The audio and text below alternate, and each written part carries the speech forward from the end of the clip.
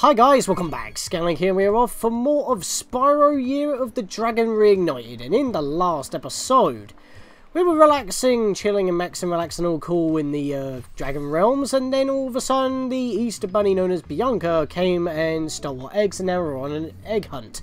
Not an Easter egg hunt, but a dragon egg hunt. And, well, we pretty much made it to the Forgotten Realms, Sunrise Spring, where we cleared out all the, we found 5 eggs, 400 gems, money bags, and we released Sheila, one of the residents of Sunrise Spring, or in her own Alp, shall we say. An Australian kangaroo, quite sassy, and actually gave us the lowdown on what's going on. The Forgotten Realms are forgotten because the dragons have moved away from this area for quite like 1,000 years ago or so. And some portals are deactivated and require dragon eggs, or just dragon power in general, because magic is beginning to wane. Now, as I said in the last episode, the first episode, is that normally you would do Sunny Villa first because that's, well, the first level that you would bump into before even heading over to Sheila's Alp. But the thing is, I want to do Sheila's Alp first because Sunny Villa actually has something for us, well, once we've actually finished up with Sheila's Alp. So we're going to be doing this first, which is, funnily enough, going to be more tutorials because we've got a new character to play as. We're going to be playing as Sheila. So, that's not really spoilers at this point. It's because if you did go into Sunny Villa, you would have been told, and normally in most times that you go through the game, you would do Sunny Villa first. I'm doing Sheila's Alp first, so that when we go to Sunny Villa, we can do it all in one. Thanks again, Spyro. Now I have to find out what that nasty sorceress has done to my home while I was locked up. And blocking up your portal with your own cage. Hiya, Sheila. While you were gone, a bunch of rhinocs kicked us out of our houses. It's okay, though. Bobby, Pete, and I are working on a clever plan to take them back. Okay, so, immediately we found out that basically Queen Kangaroo is basically the sorceress, and her army is the Riptocs. Not the Riptocs, the Rhinocs. The reason why I got confused for a second there was because, well, Ripto's army would be Riptocs, but there was not really anything going on about that, really, in Ripto's Rage. Spyro 2, but in Spyro 3, yes, we actually have an army to fight against. It is actually the Sorceress's army of Rhinocs. By the way, these are the fodder for this level, which I forgot to mention in the last episode that, well, for any Spyro game, really, grabbing 10 butterflies from fodder, or 15 in some case, in the case for Spyro Spyro the Dragon Reignited, Spyro 1 Reignited, because Spyro 1 original didn't actually have this feature, where in the Reignited version they made it 15 to get a 1-up. You only have to kill about 10-15 fodder in order to get a 1-up, and because they'll drop a blue butterfly instead of a yellow one. Follow Bobby and Pete up there using your air hop. It's easy. Just press the jump button again at the top of your jump. Like they have to teach Sheila how to actually do her moves again, considering that they can't do it themselves, I would assume anyway. But yeah, basically we're going to get tutorials for controlling Sheila, but there's actually a quicker way that you can actually do that. Obviously I'll give you the lowdown. Pressing jump was usually your jump button. Obviously I'm going by PlayStation 1, PlayStation Network, PSP, basically just PlayStation controls. X is the jump button, press it again to do a mid-air double hop, even though it doesn't give you a lot of height, it's basically the same as a hover. But if you do it, press the button again, when you hit the floor you do a super bounce, and you can keep on doing the super bounce pretty much near continuously. And just like Spyro, you do have a head bash, which is like a ground pound in this case, but it's the same thing. Just press triangle when you're in the air, and you pound the ground. Circle and square, which in this case square is your charge and circle's your flame. Which also goes for, you know, R2 in this case. There is no charging method for Sheila in this case. You just do a kick, which is the same kick that she used against money bags. And that's pretty much it, really. She hasn't really got any other controls. It's quite simple, actually. The thing is that you got to keep an eye on is that she's very tight in moving. It's just that in the original, she did move a bit faster, but you had to move in pop increments. In this case, it's a lot more sharper, but a little bit slower. And in the original, when you kicked, you normally keep your speed. In this version, you slow down even further. And I did not mean to buckaroo you, buddy. I apologise. So let's air hop. And yeah, we can easily make it over just by doing that. But as I was trying to say, if we go to the, not the guidebook, if we go to options, then go to controls, go to the move list, remember that there was a toggle character option that we checked out in the last episode. By the way, our lives are Stu Spyro because Sparks is following us. should really be Sparks' icon in that case, shouldn't it? But anyway, we're going to press triangle. And, yeah, spoilers! Yeah, Sparks has moves. Who the hell is Sergeant Bird, Bentley, Agent 9? And we can play as Hunter. What? Hunter's actually playable? Yeah.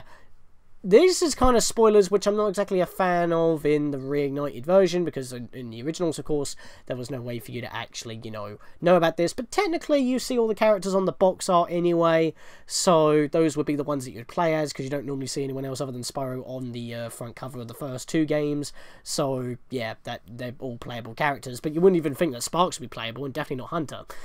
But yeah, this is, in the Reignited version, this is technically spoilers for controlling different characters. That is a problem. So we're going to ignore that for now. But as you can see, well, they've all got pretty much a small amount of moveset for each one. But Sheila's pretty basic. It's mostly just jumping because she's a kangaroo. You can kick and you can also stomp. That's pretty much it, really. Everyone else we don't need to walk, we don't need to talk about for a bit. But yeah, it's there if you need to check it. It's only the 2 pages. Spyro's got obviously the most amount of moves, and everyone else has their own little moveset, but that is, like I said, technically spoilers. I like it says toggle character, but it's more like toggle Spyro and Sparks, and then Sparks on his own with other characters. But anything that you could do with Spyro with Sparks, you can do with Sparks here as well. I'm holding down the left analog stick, he's homing in on a gem, pointing toward the nearest gem available. So, which, by the way, I feel like he was supposed to actually pick that up, but I'm not going to get into that right now because that was understandable, because I probably was just out of range for that, even though he does zoom in when you hold the button, so that's a thing. So I am going to keep on killing fodder for the sake of killing fodder. That actually looked a little bit weird. What the hell? He, like, went for the butterfly, but the butterfly was still technically there. That was weird. But yeah, I'm going to keep going for fodder because I want to try and get one of those 1-ups. You can get up really steep cliffs like this one with your double jump. Press the jump button, then press it again exactly when you hit the ground to do a double jump. Once you've mastered it, you can go anywhere you want. Technically, I call the air hop the double jump, and the one that landing on the floor the high jump. It just makes more sense to me. Oh, I was trying to talk to him. Ah, home at last. Here, I was saving this to make an omelette, but I think you deserve it more. Why did I have to talk to you in order to get the egg? Normally it's automatic. That was a bit odd, actually. And I was trying to talk to him as well, and I went into first person. That was a very janky bit of moment right there, but I don't think that was intended. Maybe I bumped it out somehow, I don't know. I don't remember having to actually talk to him myself in order to trigger that, by the way. Come back over this way. I need to get up here because, yeah, you gotta pretty much keep your wits about you with higher up alcoves like this when you're playing a Sheila, because you could be missing out on a few gems. So, nope, that's back to the beginning. I don't want to go down there. But you get what I mean. So, if you want to move a bit faster, obviously stop jumping or attacking. You'll move a bit faster then. Let's get up here. I feel like there's something up here. Yep, there's a couple of gems. Very sneaky. So, as I said, you want to keep your wits about you when you're, like, you know, jumping high with Sheila. Because if you're just walking around, there could be alcoves high above you and you will miss them completely because you can't see them. There we are. I just got a 1-up from fodder. So, that's actually pretty cool. And Sheila can actually swim on surface, but she can't dive, so keep that in mind. This next guy is a wuss. You go ahead and take him out. We'll get you back.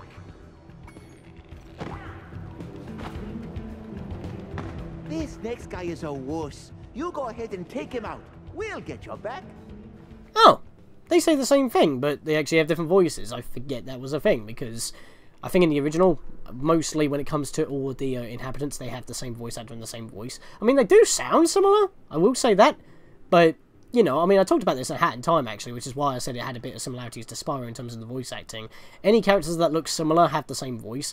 I mean, obviously in this case, they try to give them a bit more personality by having different voices for each one, but they're still technically the same base model with a few differences, and obviously the voice is slightly different, but they talk the same, and how the hell did you manage to do that? You're supposed to be on the floor, my boy. That's very odd. That's not supposed to happen. I'm seeing a lot of... I can excuse some of the jankiness, but I don't know if I can excuse that, to be perfectly honest with you. By the way, there's some head bash boxes here, or cases here that we can get through. Obviously, you want to head bash, or... I keep saying head bash because that's what Spyro's move is, but it is a ground pound. You want to basically smash the rocks to get up here and then smash these, which I was having a lot of trouble doing there. It's It's not normally that hard to nail the jump. I think that's just because of a reignited difference with the hitboxes. But then again, Sheila's model, as I've said, is vastly different, so maybe the hitbox is different because of that. I'm not entirely too sure. Most of the time, that's actually something I want to talk about. With hitboxes in the remakes, the geometry was taken directly from the original and then rebuilt, and that's pretty much like how it was done. It's basically just got different textures and that's it. Of course, with different models as well. Hey, Sheila, let's play a joke. Take this egg and smash it on Billy's house, okay? I need to get him back for the last time he butted me off the cliff. I like these guys, actually. I like them in the original, but I actually prefer them more in this version. And yeah, I'm not going to smash this on his house because that's a dragon egg and Spyro needs those. So, nah. Kick you in the face for that. You should know better than for that kind of tomfoolery. Yeah, I don't even need to challenge your charge. I can easily kick you in the face with these big old feet. Those Rhinox have taken over. There'll be no stopping them unless we can smash their huts. They're too big to smash with your kick attack, though. Try using your stomp attack to smash them instead. I'll confuse the Rhinox with taunts while you stomp their huts, okay? You remember how to stomp, don't you? Just jump, then press the action button in the air. Sorry, I cut that bit out because I was about to say something about not teaching you the stomp, but then he did that in the very next text box. So if there's a bit of a cut there, I apologise. I kind of messed up. But hey, we want to bash all these houses in order to, you know, stop these guys from respawning, even though you've only got to kill them once in order to get the gems. But if you smash the houses first, they won't respawn, so that's pretty cool. There we are, because as you can see, I'm killing these Rhinox. They're not actually giving me any gems, just because they're part of it. Because, yeah, that's the thing with, yes, there we are. They just respawn out of this house. That's the thing with Spyro 3. If enemies respawn, they won't drop gems. You have to actually take out the respawner, so that you actually get past that. And, yeah, if you can tell by the map, we're already at the end of the level, effectively. So, in fact, if we check our guidebook right here, yeah, the character levels are pretty short. So you might be thinking, well, that's a bit of a letdown. We can only play as a character for that long. Well, no, not exactly. As I've already mentioned, Sunnyvilla does actually have a place for Sheila to be controllable, which is why I didn't do it first off, because we need we need Sheila free, and we also need to complete Sheila's level so she's not busy, in order for her to be playable in other levels. But they're only in specific areas to treat them like a very glorified power-up with their own moveset and mechanics. So it does keep things fresh. And you're not playing a Spyro all the time. And there's another one-up. Wow. Wait, that was a... Was that a one-up? I'm pretty sure that was a blue butterfly, but I didn't get a one-up. That was weird. I think that happened a couple of times in Spyro 2 as well. Then again, it could be because Sparks is blue and the way that the motion blur... That's something I never talked about in the first episode of this. Spyro, the Reignited trilogy, has motion blur. I think I can get those rocks. I've always been trying to bash them.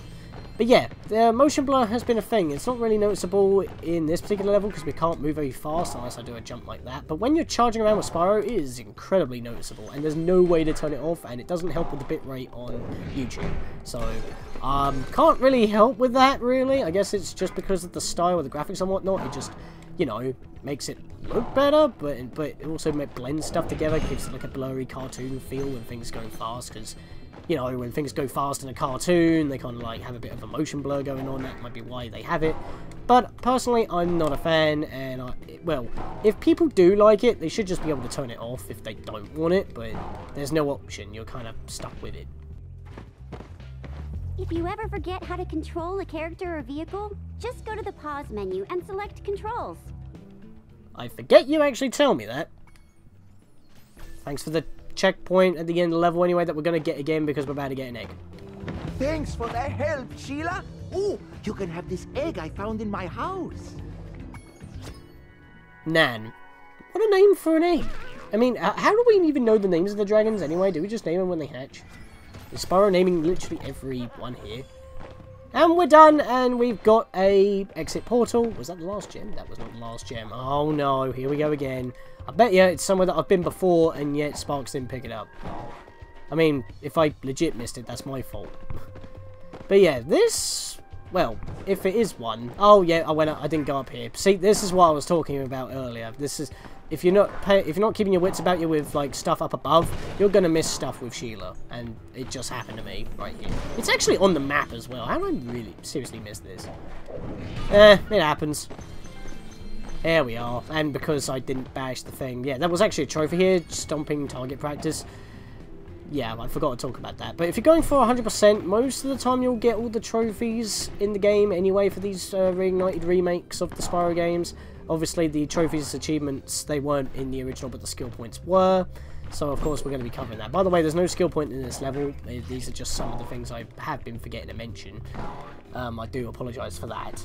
But, yeah, these levels are actually quite short. So, I think what we're going to do is we're going to return home, and that just looks janky and unfinished. That is not a glitch. That is actually how it works, because I've seen... That's just what happens when Sheila takes the exit portal, but it's the only time she takes an exit portal, so that's not really a problem, I guess, but that does look a bit janky. In the original, it just fades to an immediate black when you touch the portal. You don't just glide through, and then obviously it cuts back to Spyro, which, by the way, you can do the side rolls in flame when you're in that kind of loading screen, so it gives you a bit of time to do stuff when you're waiting for the game to load. But yeah, that's one level done already. Now, here's what I was going to be doing for the layout of this Let's Play. Since, obviously, you know, I've been doing things in a certain way for Spyro 1, where I do 2 levels per episode, despite how long it would be. Normally, I'm able to squeeze it in. Maybe if it's a very short level, or if it's a boss level, and I do a speedway level, I squeeze it in and I could get probably 3. But when it comes to Spyro 2, it was always just the 1 level, because just like with Spyro 2, by the way, when it came to the later levels, where instead of getting a talisman, you get an orb, you get an egg for just completing the level, but you have to complete the level in order to actually move on, and we'll get into why that is in a bit. Which is, well, you know, just the classic thing, really. You've got to beat a level in order to get through. But for Spyro 3, what I also want to do, just like with Spyro 2, is pretty much do 1 level per episode. Except for, you know, when it comes to the speedways, I'll pair that up with the area boss.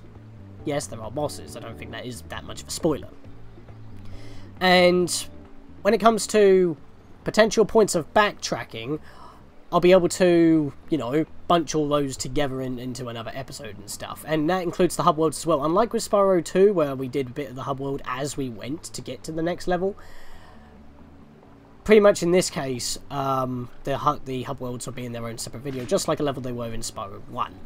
That's how I want to structure this, basically 1 level at a time. But I do want to just quickly pop into Sunny Villa. We're not going to do all of Sunny Villa, because there is actually something quite time-consuming here, but there is actually something in this level that I want to go cover right now, and as I keep on mentioning, it's the Sheila part. So, you know, since we've had to do Sheila's level, which, as I've said, unlockable character levels pretty much are shorter than the run-of-the-mill level of Spyro 3.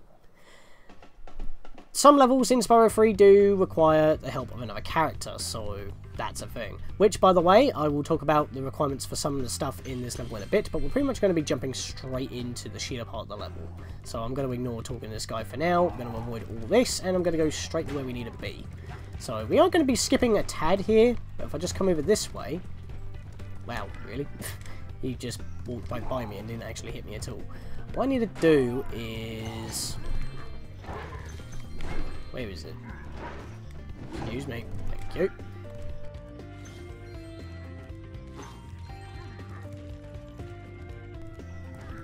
I need to get to... Yeah, up here. So we're going to ignore that egg for now. Come up this way. Doesn't matter if I went around in circles there for a moment because I forgot where I was going. We're grabbing gems while doing it. Let's come up here.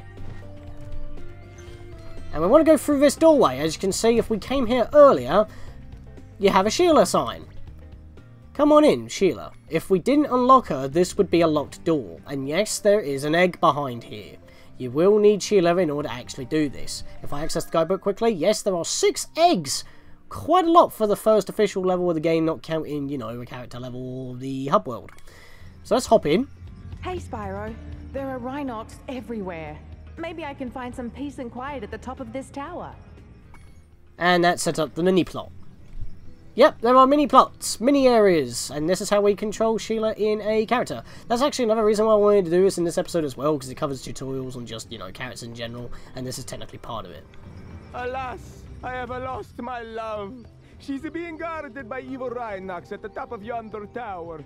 Can you rescue her for me? Why do you sound Italian? I mean, I know you're supposed to be Roman themed, but still. And your love is at the top of a tower? Why do I get the feeling this should be Romeo and Juliet? But yep, that's our mission. We pretty much just gotta help this guy rescue his girlfriend. Yeah, it really is a Romeo and Juliet thing from Ripto's Rage. Romeo! Where art thou, Romeo? Gonna hop up here. Does that do anything for us? We do a couple high jumps around the place.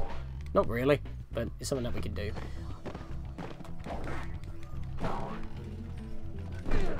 Kick you in the face. Yeah, so the one thing you want to worry about here is that, well, just like in Sheila's Alp as well, you're surrounded by a big old bottomless pit. You're kind of like floating, and what the hell? I kind of like did an air jump, but it wasn't the air jump that you're supposed to do. I was able to actually jump out of getting hit there. But that's fine. Hop up this way. Yeah, I want to go in here. There we are. I'm going to kick him.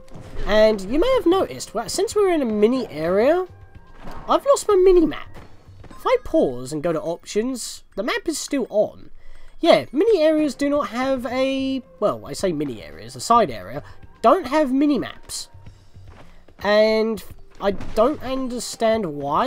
I mean, I guess they're so condensed you wouldn't need a map, but then again, worlds are pretty compact anyway, and they squeeze a lot of content into them. I mean, I know some levels can be a little bit bigger and confusing, but most of the time you're following a linear path anyway, until it becomes a little bit more open-ended in some cases. Like the hub worlds, for example. Well, some hub worlds anyway.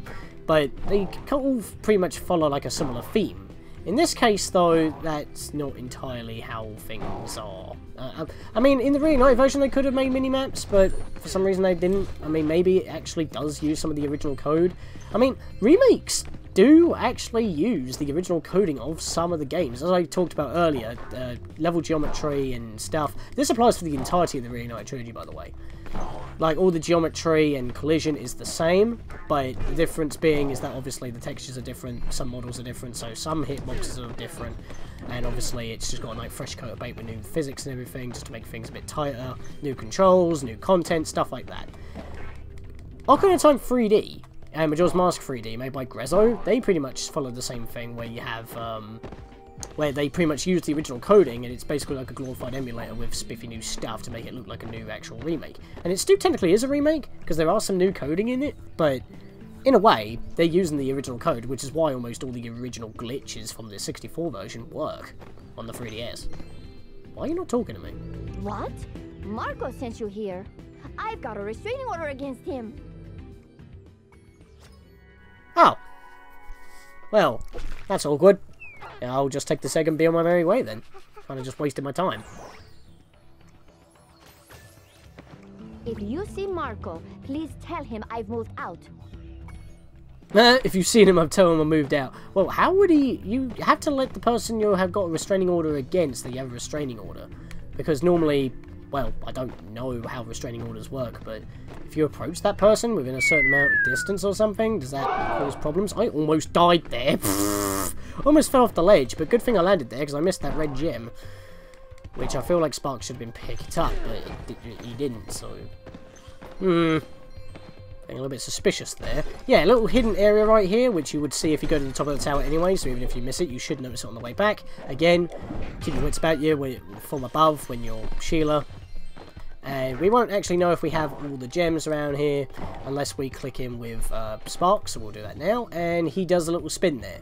Normally, if you've got all the gems in a sub area like this, he would do like a little. He would pretty much just point to the exit door, which I got to go to anyway because there's a ledge for you to actually get back out of it. You can actually click exit area and it will pretty much take you to the main level. And here's a fun fact, in the original games, these portals that take you to the sub-areas actually had a little bit of loading to them. In the Reignited version, they're instantaneous, and that's actually kind of interesting. So let me click this in, he's pointing that way. I hope that's not back there. Might be. It might be up there. Yep, I missed this. I had a feeling. I went up here and I was like, it doesn't lead anywhere, but then I forgot to jump again. That's not a problem. Got it now. And if we click it now, Spark should be pointing toward the exit door, which he looks like he is, which means I've got everything here. There was only the one egg. I can't actually talk to Marco again, so that's kind of awkward. Sorry, buddy. Restraining order. Don't associate. And instantaneous fade in when it... Well, in the original, which is actually a good case in the Reignited case, which just makes it more seamless. There's no loading transition, so that's pretty cool. I thought I could land on that. I cannot. So I'm going to head back to the beginning of this area. In fact, I've got to exit the area because it's not going to save.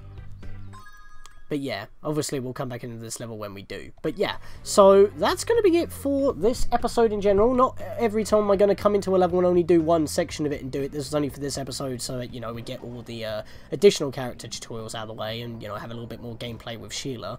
Not focus so much on Spyro, but of course I grabbed some stuff in Sunnyvilla along the way because, you know, it had to happen. The main area as well, at least, to get to the sub-area. But in the next episode, we'll start off this place proper. Discuss the trophy as well as the skill point. Of course, if it comes to any of the trophies I do not get, or if I have to really go out of my way for them, I'll probably save them for a bonus episode since they are Reignited exclusive and they're not part of the original experience, which the skill points are. I'm talking about the PS1 originals here, which are available on PSN. And with that, guys, in the next episode, we begin Sunnyvilla, where we help the Romans take on these cowardly Rhinox that are running away from what looks like nothing. Maybe the frogs? Maybe they don't like frogs. See you guys then.